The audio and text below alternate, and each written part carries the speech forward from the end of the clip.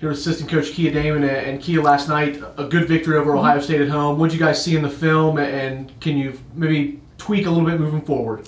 Well, you know what? When watching the film, I thought our zone was really good, and I thought defensively we did a really good job of keeping Ohio State out of the lane. So much of what they do very well is the dribble penetration. So even in the zone, we wanted to make sure we were doing a good job with that and force them to take maybe a little bit more rush shots than they were accustomed to. So I give us an A+ in that category from last night's game.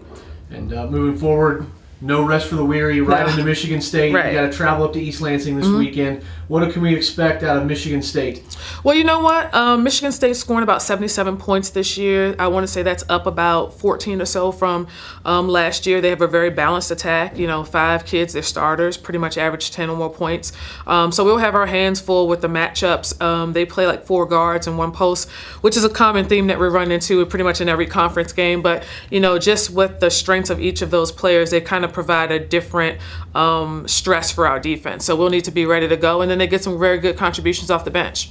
And Coach Washington last night in our press conference kind of touched on this, but there's so many good scores in this conference, and they all score in different ways. Yeah. How tough is it from night to night to prepare for such different players? You know what? In some ways, it's tough just because everyone goes about scoring differently. But in other ways, it's actually quite easy because you know every game that you play, someone's going to have a leading score. And in our conference, our guards are pretty dynamic. We also have posts that score very well. So it challenges our defense in different ways. And it really is going to make us, you know, really dig deep in our bag of tricks to kind of come up with some ways to give people different looks and not really let them settle into their rhythm.